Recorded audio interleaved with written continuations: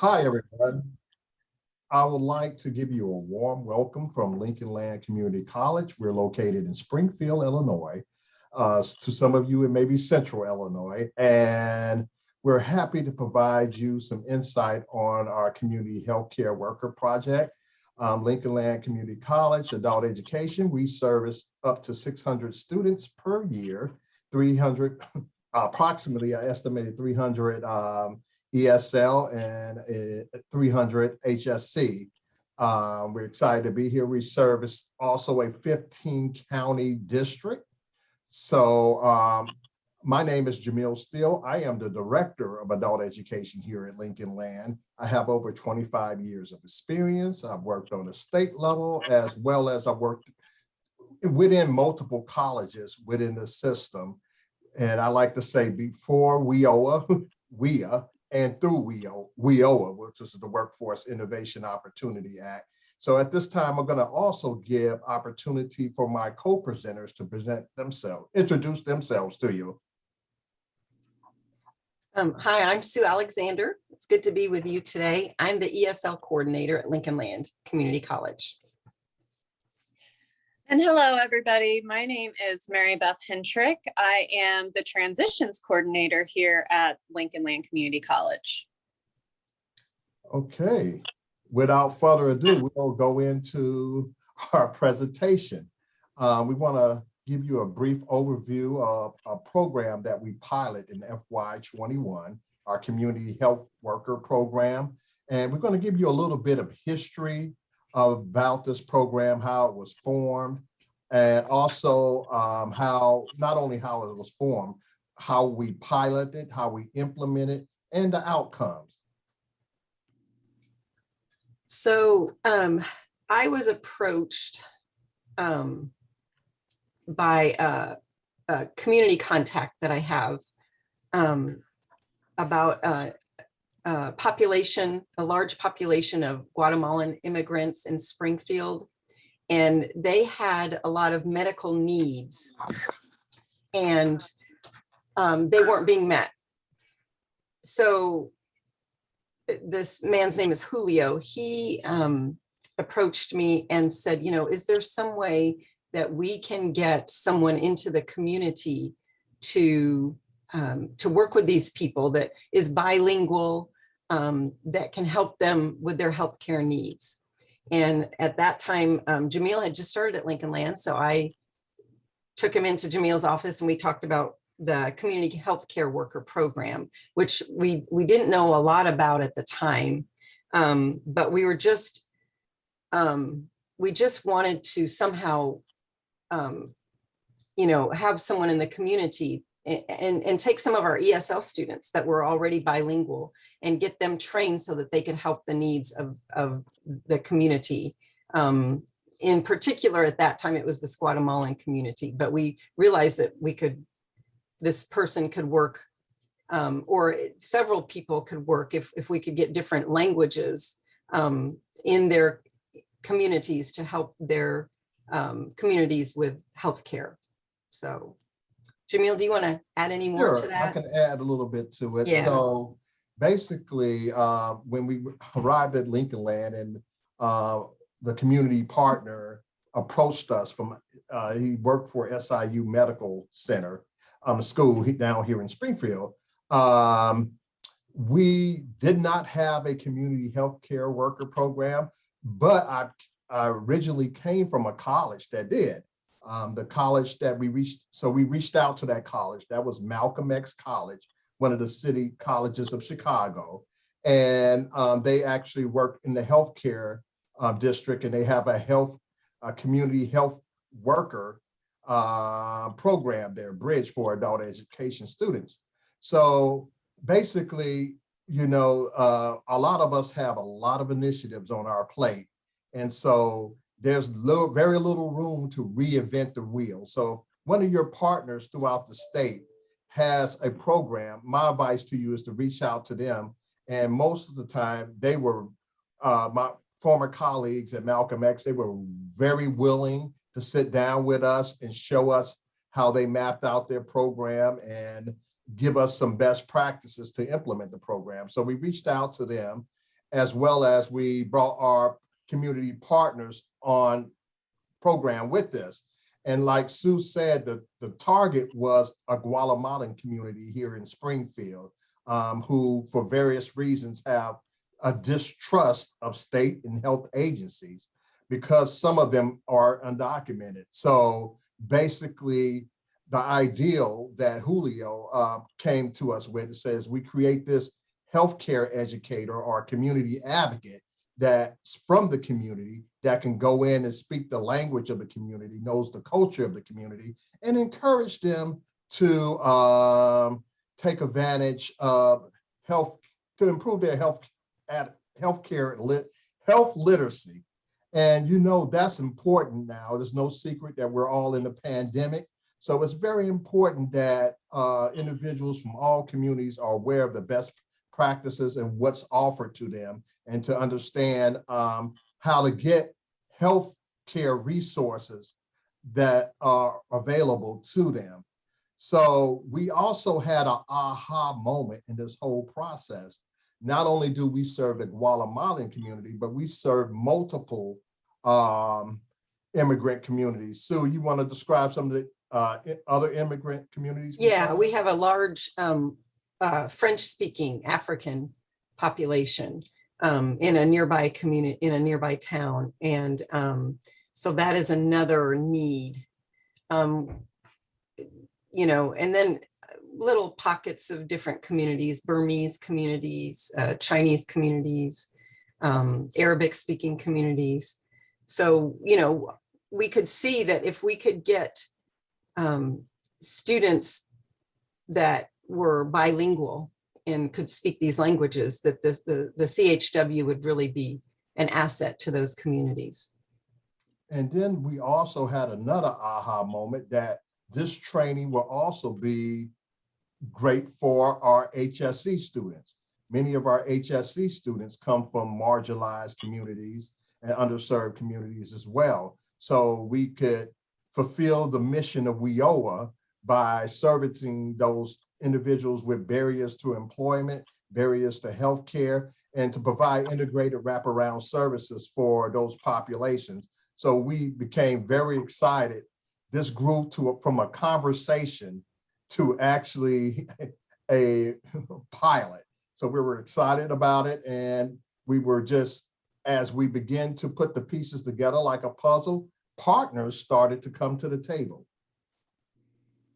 So before we jump into our partnerships, what I'm going to describe to you, I want to play a video for you so that way you fully understand what a community healthcare worker does.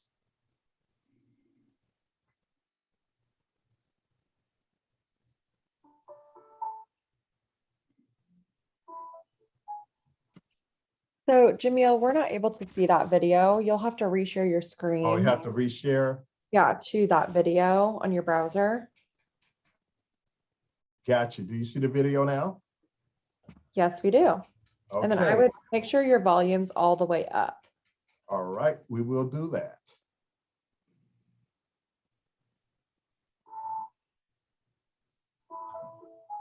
I think community workers are very important for the communities because we are the bridge or the key to find out more about the community or the client, what is in the hospital or doctor's clinic.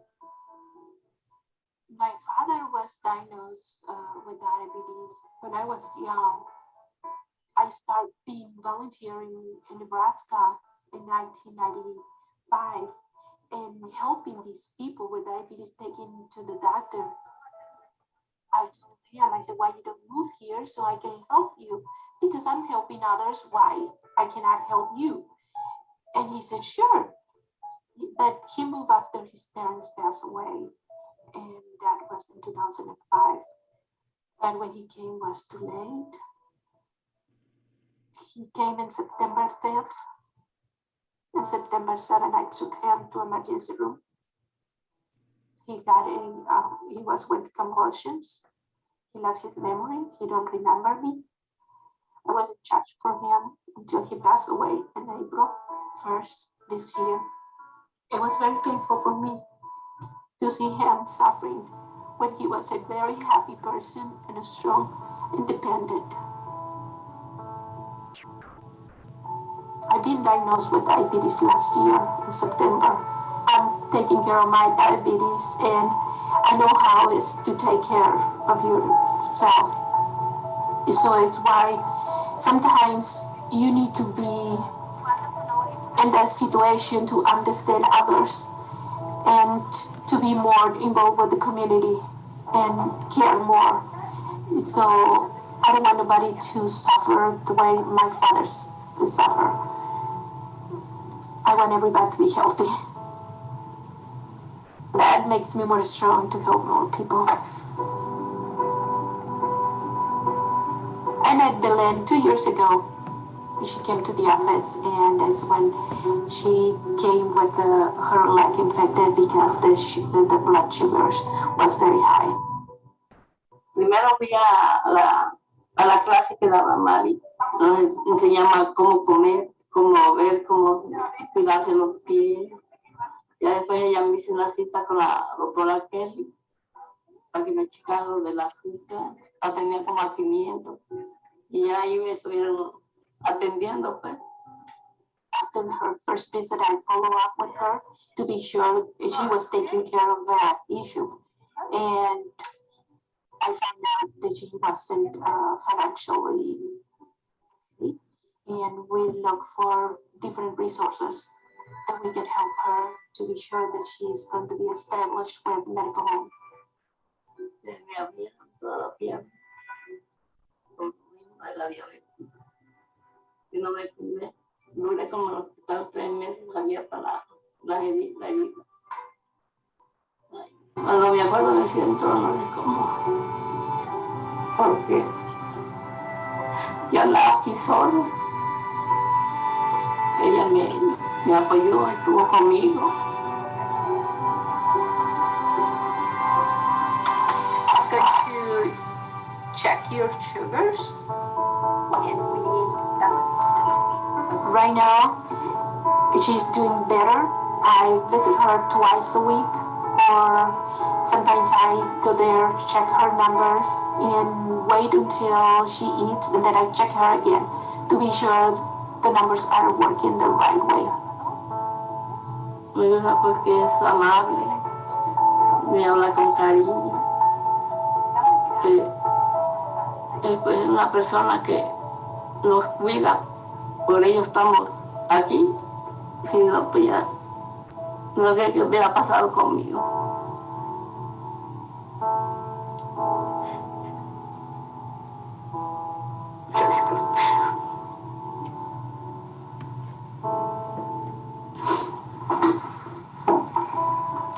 Gracias por decir tan lindas cosas. Gracias, María, Gracias a ti. por habernos apoyado. Ah, no hay de qué, ya sabes, ¿ok? Ok, gracias.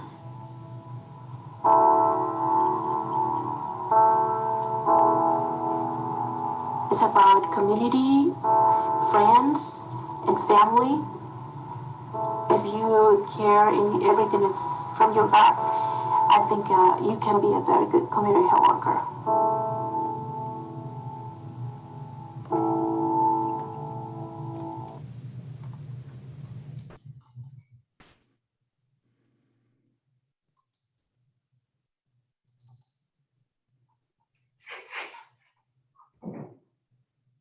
Okay. So can you see the presentation again? Yes. Okay, so we're back to the presentation. So that's what a community care worker does. And, you know, we as the staff here at Lincoln Land College, we felt so passionate about this project because, you know, our ESL, our immigrant students, and our HSE students are so near and dear to our hearts. And we want the best for our communities. So we leap right in to try to develop the right partnerships for this particular program. And that's important if you're going to build a bridge or IET program. You got to have the right partners. And the difficult part about it was a quick turn because, you know, we were accustomed to having maybe a year or a semester to do some planning, but we had to, as my staff always crack up when I say, build a plane while flying. We had to respond to this crisis. It was a right now crisis. We were in the middle of a pandemic. So we thought that having these workers, this crisis afforded our students a great opportunity to be impactful in their communities. So as we begin to develop these discussions and respond to this crisis, we were fortunate enough that we had other state agency partners jump into the project. Right now, when we hit the ground running, our project consists of 3 entities. It was Lincoln Land Adult Education. And of course, you know, we provided the literacy enhancement, the workforce preparation. We also did the student recruitment, as well as provided advisement and support to the students for this particular program. We made sure that we had a contextualized curriculum that also prepares the students for college and career readiness. And we integrated digital literacy as well as employability skills into the curriculum. And that was a selling point for our partners, because our partners was looking for work-ready individuals to train to become community healthcare workers.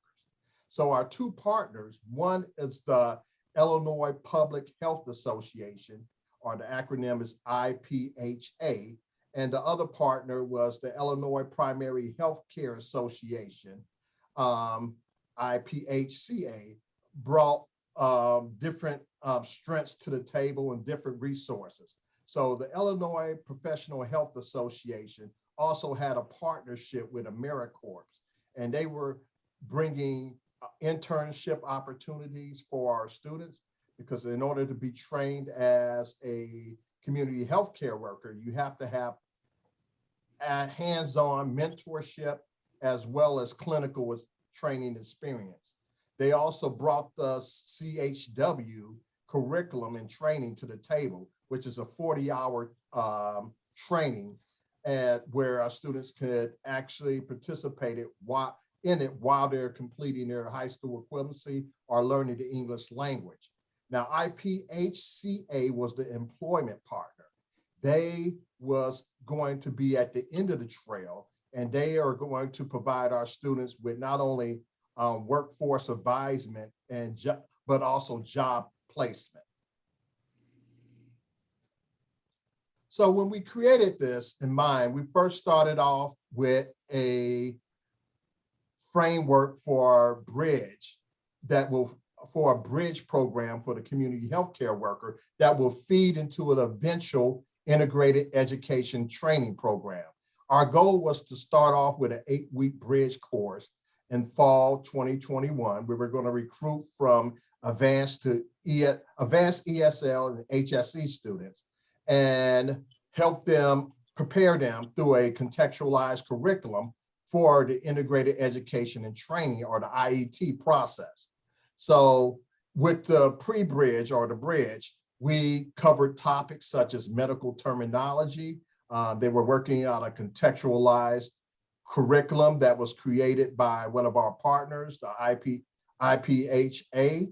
And also too, we also focused on industry exploration, just like the video you just watched, and other resources. We introduced our students only on to industry exploration early on, so that way we can kind of develop a growth mindset within our students, as well as we focused on employability skills and work ethic skills and soft skills that will prepare them to be successful as they go to the next phase, which is the integrated education training phase. So this is a high eagle eye view of what we intended our program to look like. So as you see, we integrated the HSC as well as the ESL advanced curriculum into a contextualized curriculum, and that's integrated with not only language arts, math, but computer skills. Digital literacy, we chose to focus on that because it was very important, because we're in the middle of a pandemic and we did not know when we were going to be able to go back to in-person classes. So if we had to do this class remotely, we wanted to make sure that our students had the general skills to be able to use a computer, to log on, to go through learning management systems, to access resources, and to learn online. So we were trying to be proactive in that measure.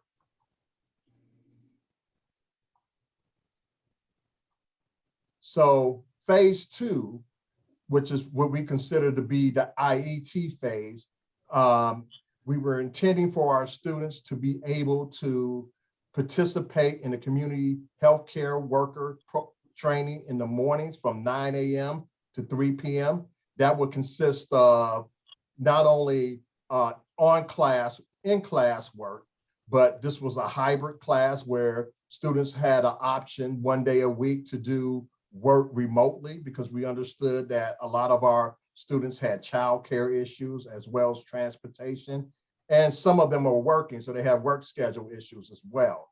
So what we did is couple this with a adult ed support course. So that way our students, as they go through their clinicals, go through their job training, occupational training, if they needed additional support, that we were there for them. And then too, for the students who were HSE students, we wanted to make sure that they completed their high school diploma by the end of the cycle. And for the ESL students, we wanted to make sure that they had that language support and external wraparound supports to be successful in this component. At the end of the 8-week training, that's where our partner AmeriCorps come in. AmeriCorps, we're going to provide all our student participants with a 6-month internship. And what was the beautiful part about this whole partnership with AmeriCorps? This internship was a paid internship. They would give them a monthly stipend, and then they would also give them childcare and transportation assistance.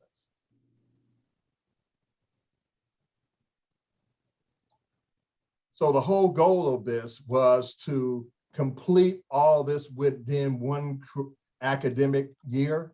We will spend half of the semester preparing the students through adult ed. The other half of the semester, we will filter them into actual occupational training where they get their hands-on experience, as well as complete clinical hours, which was required by the IPHCA in order for them to receive a certificate of completion for their community health worker training. So, and then the ultimate goal was to provide them with an internship as well at the end of this. So that way, not only do they get hands-on experience applying what they learned, but at the same time, that's a resume builder where they can put that experience on their resume and also potentially get hired by some of the companies or the healthcare entities that they were working for or internshipping for. So at this time, I'm going to let my colleague Sue talk about the outcomes of this particular pilot. Well, we had 6 students. Well, actually, Mary Beth, I think we had 8 start the course. Yeah, didn't that's we? correct. And do you want to talk about the HSE students? Just why they dropped out? Okay. Sure. So, you know, we really wanted to be flexible and give, because this was such an amazing opportunity for our students, especially having a paid internship. So we wanted to be flexible with our students too. And so we did allow, we had a couple students that finished their HSE, but they had little ones at home. And so we were trying to really help them be able to complete the program while still being at home. So we gave them the ability to work online. However, it just, unfortunately, it didn't work out to them. They didn't realize how much time it was going to take away from their home life. So we did try it out, but we also learned that, you know, having a program where a student is going to be online, especially for a workforce program, it's doesn't always work out that well. So because it just didn't set them up for success. And so they, they went to 1 or 2 classes, so they didn't get too far in the program. But it was one of those things we learned relatively quickly, that it was better for a student to at least attend one of the classes face to face. So the 2 HSE students dropped out. So we had 6 ESL students, and one of the students just didn't understand that she had to do the homework and she had to come to class regularly. So her attendance wasn't bad, but she didn't do any of the homework. And so she was not able to get her certificate. And then another one of the students, they had to take a test after the 8 weeks. They had to take a test and get, to see if they could pass it. And then once they passed it, they could get their certificate. And one of the students, her language just wasn't where it should have been. And she went through the whole program. It was beneficial, I'm sure. And if we do it again, she wants to try it again, but she was not able to pass the test. But the other 4, one was French speaking, one was Korean speaking, one was Chinese speaking, one was Spanish speaking. And they did very well and they really enjoyed it. And they were able to pass the test and do well in the class. And now we're going to share with you both the good, the bad, and the ugly. Like we said, this was a rapid response program. We're, as an adult ed, as an entity, Title II of WIOA, we're trying to be more responsive, not only to our partner needs, but our community needs, as well as our student needs. And so starting a pilot while shooting from your hip can be messy. And so, I warned, we sat down as a staff and we talked about it, and I warned everybody, hey, this is going to be messy and we're going to build a plane while we're flying. But at the end of the day, we can turn our mess into a message. And the message was this, that, yes, adult education students can be responsive to and are an asset to community needs, because there is a great need for healthcare advocacy in our communities. So that's the thing we did learn. 2, we also learned what our student need. Like Mary Beth said, there was a number of our HSE students who had childcare issues, as well as time management issues. So we can address that in the next version of our pilot. And then also, as Sue stated, there was a student that did not really understand that they must do the homework. So, we can build, what we'll do in our next generation of this project is to build more components to better prepare our students within the bridge phase so that way when they enter into the training phase that they're fully prepared. Now, unfortunately, one of our partners, you had the good, the bad, and the ugly, drop some ugly news to us at the end of the pilot. And one of our partners, which is AmeriCorps, provides intern opportunities for individuals in multiple areas of community service, and healthcare is one of them. They informed us that individuals that were not natural citizens were not eligible for this project, for the internship. And we made an assumption in building this project that individuals with a work visa qualified to do the internship. So when we were told no, that was kind of disappointing, but out of disappointment or crisis came another opportunity. There we uncovered that there's also a need for interpreter training. Many of these individuals from marginalized communities go to their local healthcare provider. And as you can see in that video, they are unable to express in English language their needs, whether it's diabetics or whether it may be COVID or many other issues. And so having a person there who speaks that native language and can be an interpreter is very helpful, not only for the hospital staff, but for the family members and everyone involved. So what we're going to do in the next phase of this training, we're going to also integrate interpreter training.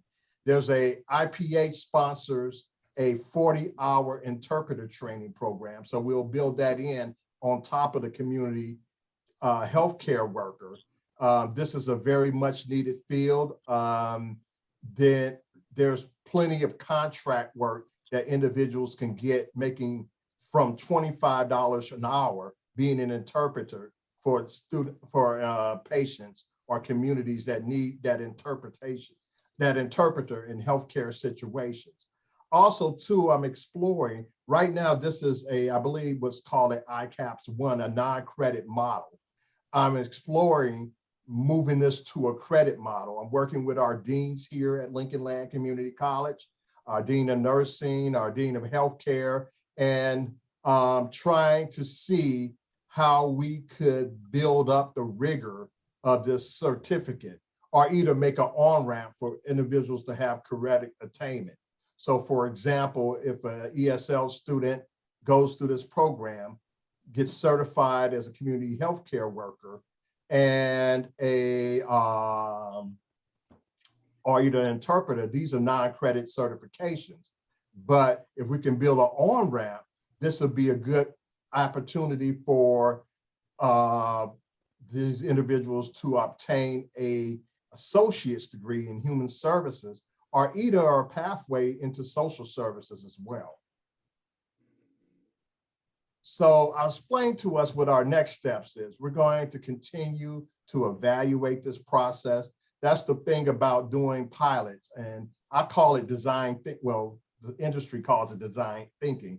It's the ability to fail forward. You know, if the community or the workforce has a need, let's jump in, let's try something. And you learn from your failure points. So that's what fail forward means. You learn from the pain points. What worked, what didn't work. You revise, you remodel, you re-implement, and you evaluate again. So we're going to do that. And we're also going to look at, have a targeted approach for our next generation of recruitment strategy. Like Sue and Mary Beth said, there was just some students that weren't prepared for the workforce training portion of this particular program. So we're going to look and see how can we better prepare the students to be successful in the second module of this pilot. So right now, I thought I will leave time for questions, comments, audience participation. So to our facilitator, Christian Bear, I don't know if you want to unmute people, or if there's comments or questions in the chat, we'll be happy to answer them.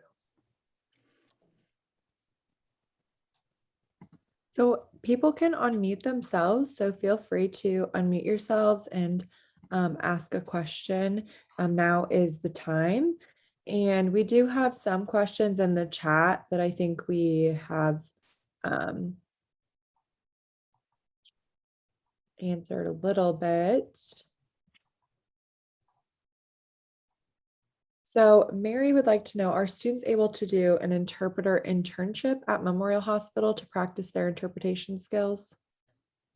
Yes. So in fact, we talked about that. Like I said, it's still in that part of the process.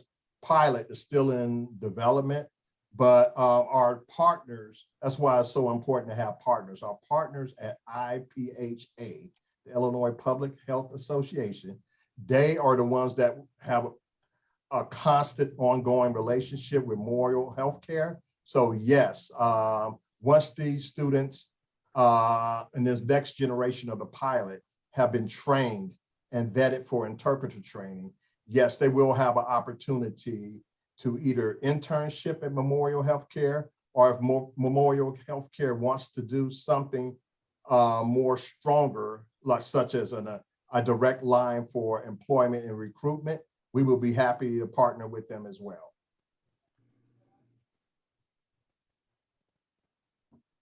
Great. And then Juan would like to know, is there any equivalent for credit courses at LLCC that these courses align to? No, not at this time. Like I said, I met with our deans and they evaluated the CHW curriculum, which was created by our partner entity, IPHCA. And at that time, it was determined that 40 hours of instruction was not rigorous enough to award credit to. So they would say that but they didn't leave me with no, they just left me with a maybe down the road. They also gave me the opportunity to map this course with other LLC courses, such as medical terminology, or even maybe some of the entry-level courses for CNA as well.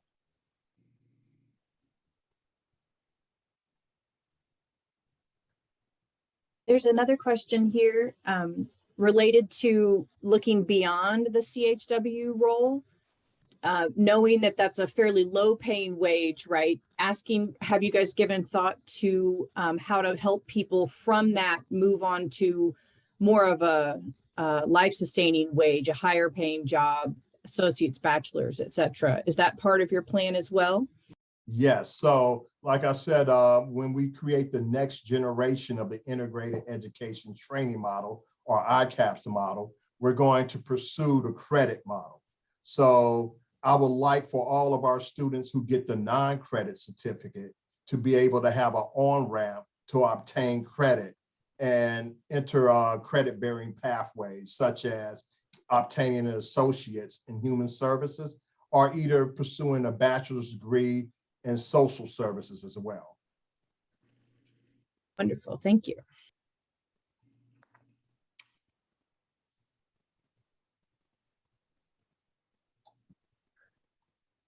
Okay, I don't see any other questions in the chat. Do you, Anita? Nope, and there's nothing in the Whova chat either right yet.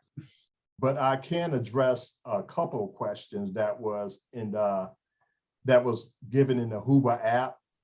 Someone asked, basically, do you need a social security number to participate in this program? And my answer is both yes and no. Yes, you need one if you want to take advantage of the AmeriCorps internship. But if a student elects to go through the community health worker training and the interpreter training, they do not need to have a social security number nor be an American citizen for that training.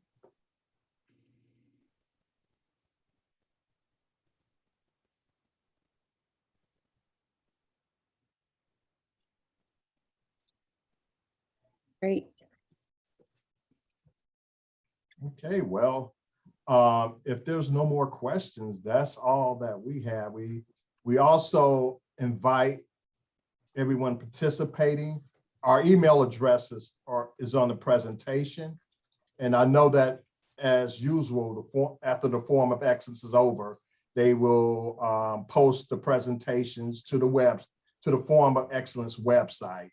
And you feel free to reach out to any one of us if you want to ask us any more questions, or maybe you have a community health worker program that is actually a lot farther down the road than ours. Please provide us feedback.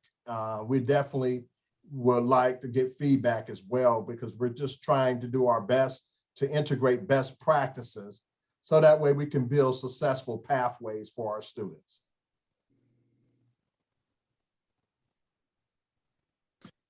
We have one more question come through.